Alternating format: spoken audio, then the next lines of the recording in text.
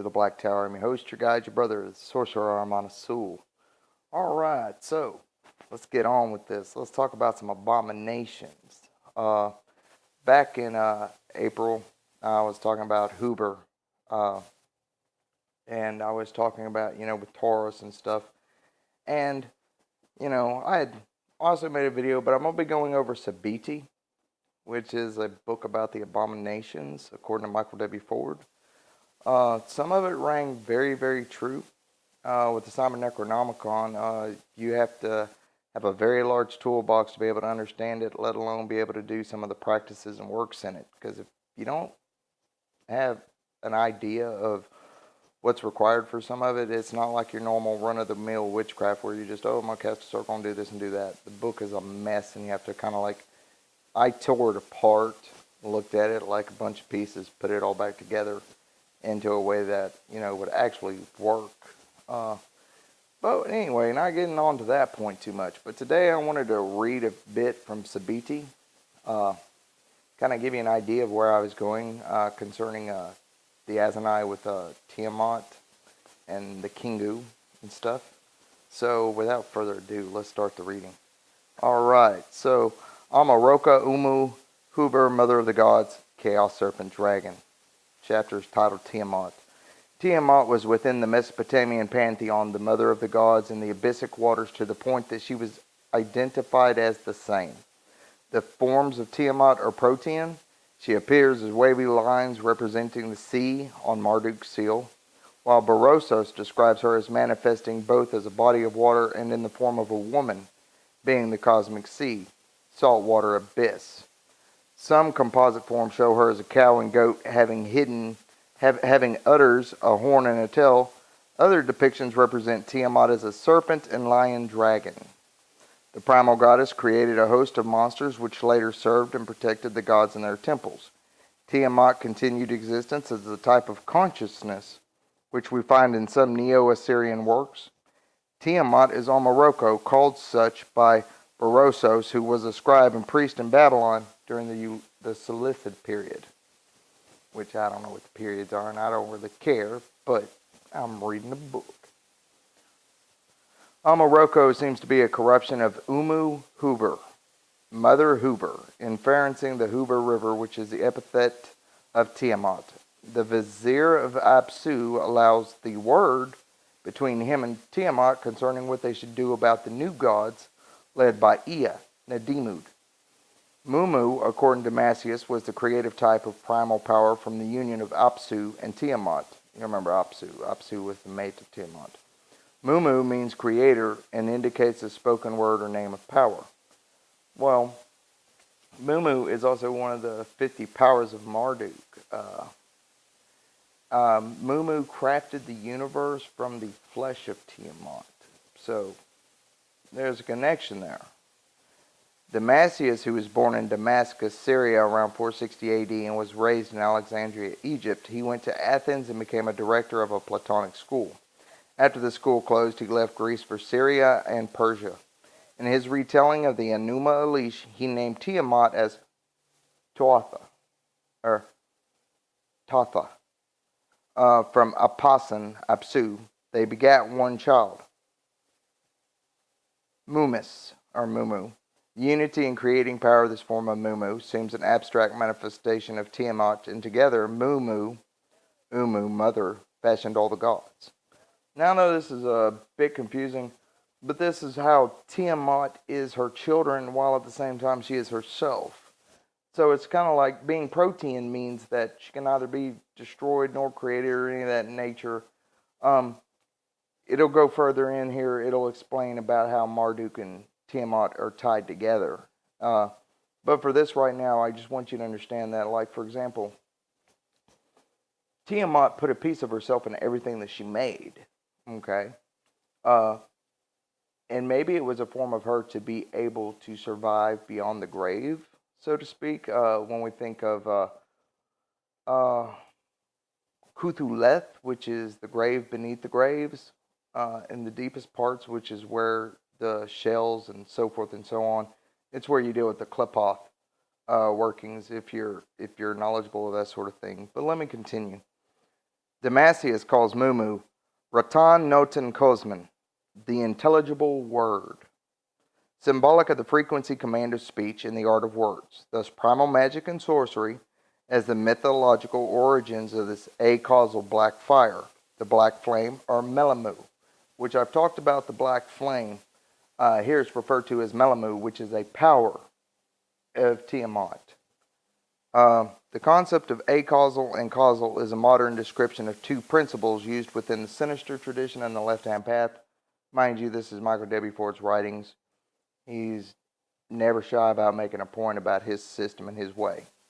The basis of understanding and actually working within both is the key. And here again, the Black Order of the Dragon, which is one of Michael W. Ford's works, and presented between the lines in several of his grimoires. Don't be too concerned with that beyond getting familiar with it. Learn the basics, and if such is suitable, you will return to the topics. Which I probably shouldn't even read that paragraph. You will read much of the unity of will, desire, belief within Luciferianism, sorcery, and magic are dependent upon this, and to shape and form your astral temple and elevate the daemon. Understanding the acausal, chaos, darkness, and a timeless awareness and dream, and causal, cosmos, the material, then how they may be shaped in the practice of magic is paramount. So did you see that? Acausal is chaos, darkness, and timeless awareness. The shadow aspect of all things, okay, the hidden parts. And the causal is the cosmos, the material. It's what is visible. It's what can be seen. It's what they would consider the ineffable light. Okay. The magic of Tiamat is that of utilizing chaos, primordial darkness, survival instinct, while confronting your drives, deep desires, and using this raw power to shape your conscious life. The magic of Tiamat is indeed dangerous. The left-hand path is not for the weak. Once again, I don't know if all that's to sell books or what, but I was just impressed somebody actually took the time to study and research ancient Mesopotamian, Canaanite, Akkadian, Sumerian, so forth and so on, traditions and belief systems. Because one thing I can't say about Mike there before is he did his homework. Dude did some serious research. The chaos monsters, many later as demons, represent specific types of primal energy. Did you see that? The chaos monsters, many later as demons, represent specific type of primal energies. And as we all know about energy is that we can harness it, we can craft it, so forth and so on. So this is kind of giving us foresight of what to do with these types of powers and energies. This energy is within nature and to varying degrees within human beings as well. Just because we did evolve to a dangerous species, an animal enough to fool ourselves that we are not savage, perhaps the beast within cannot be restrained without properly directing and guiding it. Ain't that the truth? That's where your own personal code of honor comes in. Your own personal belief system, structure, so forth and so on.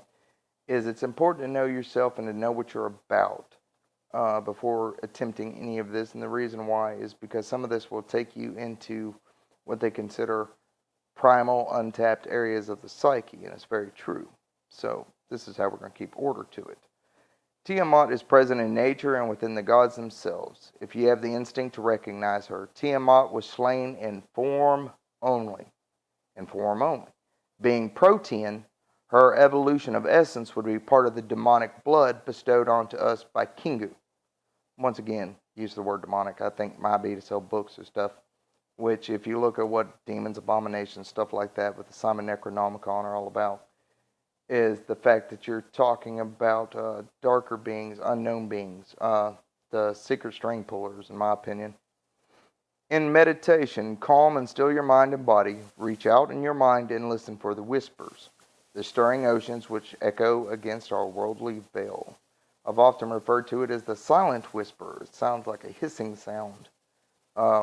In the midst of Enuma Elish, Tiamat bestows power to Qingu, who commands these monsters into war.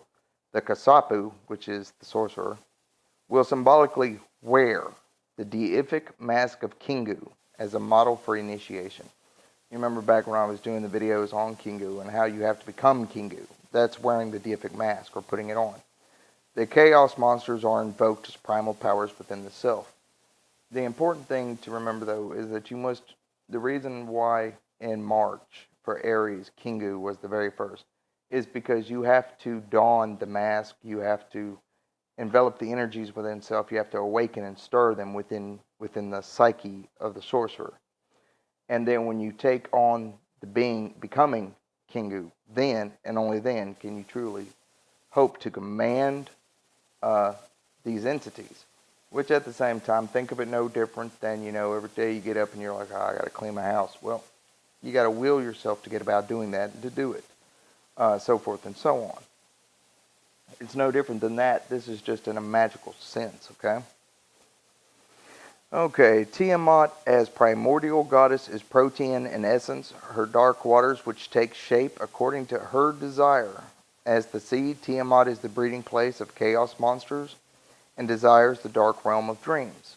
As Tiamat is protean and the source of life, aspects of her primal consciousness could be considered to survive and evolve based on need. In a Neo-Assyrian mythological and ceremonial work, Ishtar of Nineveh is Tiamat.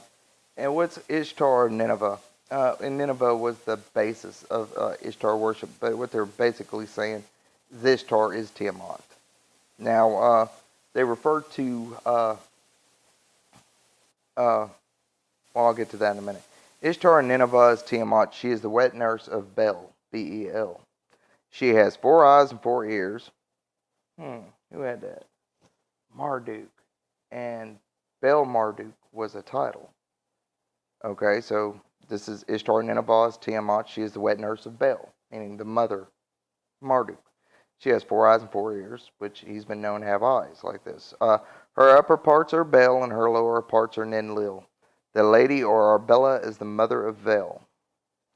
Tiamat created monsters and warriors such as Basmu, Mashusu, Lamu, Ugalu, Uridimu, Gertablulu, Kilulu, and Kusariku in the Akkadian period. So those are the Akkadian, the 11 monsters of Tiamat. In the Akkadian period, the myth of Tiamat was introduced to the Mesopotamian pantheon as Tiamat's serpent dragon form was defeated by Marduk. Her psyche or essence reemerges later as Ishtar of Arbella. See, Ishtar of, meaning, what form does she take and what city, province, and creating more chaos monsters, suckling them. All right, I promise not to let this go too long, but let's go on to the next section. 11 chaos monsters, the Mishwesan of Tiamat. The creation myth of Enuma Elish presents a symbolic legend of the beginnings of life emerging from the chaos waters of Tiamat and the evolution of the gods, cosmic order, and humanity. The forces of chaos shaped by Tiamat are 11 in number and are most commonly called Mishwesan. Each member of Tiamat's army incorporates different parts of animals and at times human bodies. In modern demonology, that is called Therianic and is symbolic of the associated nature in which the animal or numerous parts represents. In the old Mesopotamian era wall relief depictions, stuff like that, you saw like a lion, birds, all these weird animal symbolisms of these abominations. This is what they're talking about. A lot of them were familiar type protective spirits, guardians, so forth, so on. But this is showing the parts and pieces. The Mishwesan of Tiamat are Musmahu, Usumgalu, Basmu, Mushusu, Lahamu, Ugalu, Uridimu, Girtablilu, Umu Debrutu, Kulu, and Kasariku. These monsters belong to a class of supernatural forces which are neither gods nor demons. Much like the gods, the 11 brood of Tiamat are immortal, but also vulnerable to attacks. They can be captured and killed. And a very interesting note, they can also be crafted and created on our own because we are sorcerers and we tap into that part of ourselves that is of the ancient ones, that is hidden in the blood.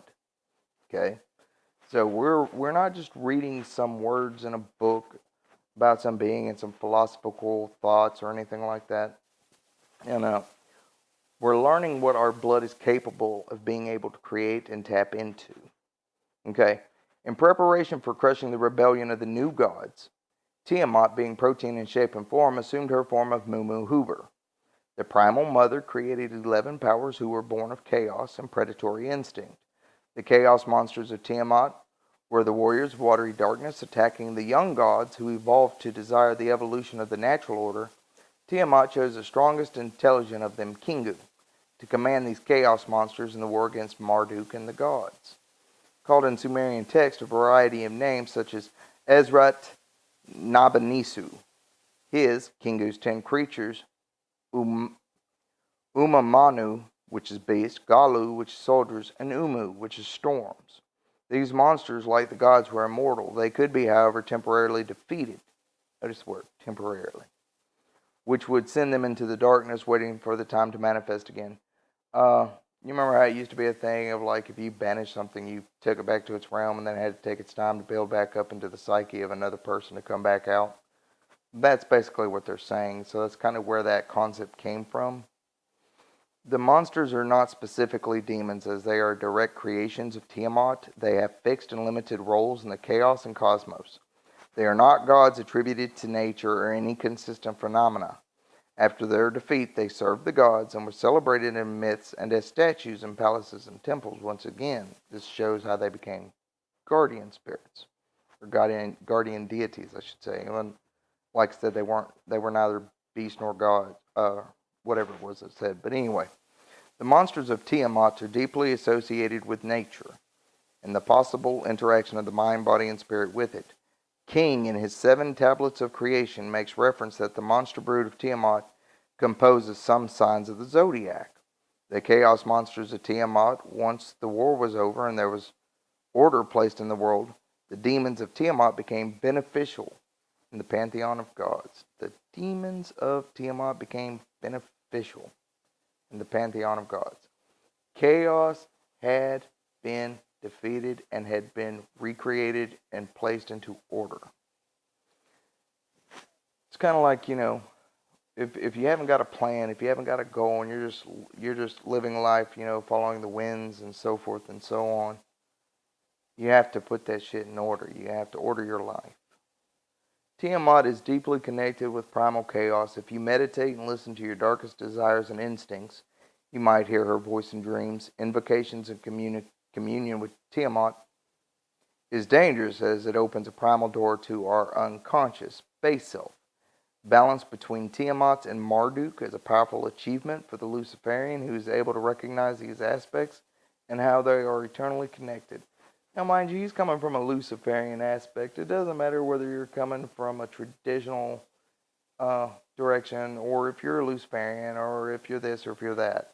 This is just the way that he's learned how to blend the two. I find it's eerily reminiscent of what I do, and that's why I thought it so important to actually read this out and make a video about it. The monsters in which he created, Sutme Nari Unabali, those of the water of the river and the dry land.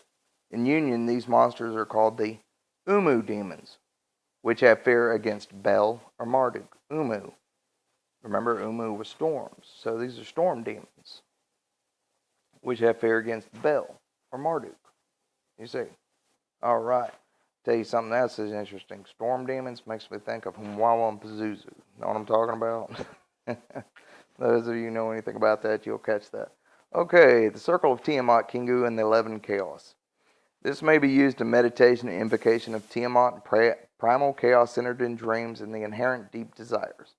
The symbolism of the circle of 11, which are the 11 I've read out before, indicates both an aggressive yet controlled direction of the powers of chaos, existing above and outside of the cosmos, being order. This primal force is both balanced between destructive and creative, transformation and protean shapes. Theriomorphic and anthropomorphic is continual. What is consistent is the black flame or melamu, the divine fire of consciousness, which contains the essence of both higher and primal self as the daemon, which is the holy daemon that I refer to of. Also, it's important to understand that duality is an illusion, but duality is a thing upon this plane that we exist on. And it reminds me of Espen Kane's description of talking about the angles, how it holds back power and just builds up power and so forth and so on. His description of that reminds me of how we can utilize the duality to serve us, so that we're neither this nor that, but that we make it work for us in the way that we desire, in our own personal circle of becoming. The circle is ringed with the 11 chaos monsters of Tiamat. Qingu, holding the tablet of destiny, is a symbol of the warlike demon god, who is given power and authority to make war upon the gods. The Luciferian understands the importance of balance here. If Qingu's primal instinct and force is allowed to conquer, overmaster, devour, and annihilate the conscious, waking gods, then the primal and shadow self, i.e. the unconscious, will then fall deeper into the dream and waters of chaos. You have to learn to control your base instincts. You have to learn to master them. Because until you can master the parts of yourself, you cannot master a being outside of yourself. If you cannot master the ones within. Qingu is essential and the directive predator which reveals our primal instincts, inherent desires, and those energies which take continual theriomorphic forms and are the atavistic urges. The deific mask of the gods led by Marduk and rebellion caused by Ea represent the black flame. That rebellion, that rebellious seed or spirit is considered the primal essence of the black flame or Melemu, which wakes the consciousness and wakes to establish and command order in the material cosmos. The deific mask of this material world of cause and effect are just as Luciferian as are Tiamat and Qingu. One is dependent upon the other, and together there is a cycle of motivated, self-determined evolution. When we talk about evolution, we're talking about ascension, or I always think of ascending as descending because you're going further into yourself, not further outside of yourself. Bringing the potential of wisdom, power, and the concept of apotheosis, which is self-deification. God I am. The center of Tiamat and Qingu are in unity, give a sense of direction from aspects of chaos. Chaos in this sense is represented as the 8-point star, Star of Anu. Check that, ain't that interesting? And then we look at one of the mandals of calling, that's 2 squares. Sideways, 8 points. That's chaos. And we're learning how to bind and draw them in and how to make them work for us. Magic is equal parts psychological as it is physical acts. Anyway. The center of Tiamat and Qingu in unity give a sense of direction from aspects of chaos. This primal power is then transformed by the defeat of Qingu, whose blood gives life and transformation to man. Ea has the balance between creation and destruction as well. To evolve, Ea must become by force. He slays Apsu by first causing sleep by magic, and then removes his divine cloak or robe. Then slaying him, Marduk is made the commander of the battle against Qingu, and the will to power with the gods is victorious. So we are both God and the devil. Get it? We're both Qingu and Marduk. We are both the leader of the armies of the abominations and leader of the gods of order. Check that. Both order and chaos reside within us. The power of those two. Refer to my breath of the gods, which is the breath of order, and by the blood of chaos. Marduk takes kingship over the material world of order, and the other deific mask have command and lordship over elements, or aspects of natural occurrence. Tiamat's primal horned dragon serpent form is used to shape this world and the waters, yet her deific mask of power continues to exist in the evolved goddess Ishtar. Tiamat, also in Akkadian lore, exists in the mountains, Mountain of Sunrise and Mountain of Sunset, Mountain of Kur. Check this, let's read this. Tiamat, also in Akkadian lore, exists in the mountains and suckles or brings nourishment to the hill tribes in the north and wilderness, which threatens Akkad's social order and territory. And here, Akkad is an actual land or people. These barbarians are described by Naram Sin as being warriors with the bodies of cave birds, i.e. bats, having ravens' faces. They were created by the great gods, and in those lands, Tiamat prepared them. I think that's about as far as I'm going to read today. I just wanted to go over a section there. Remember, it's Sebitti by Michael W. Ford. That's just the very beginning part of the book. There's so much in it. It's just, it shows, like he's got it in the writing and stuff of the scribes, of the names and things to make it so much easier. That being said and done, I know that this was one hell of a crazy video. Appreciate you hanging around to watch it. Peace, blessings, and power. Till next time.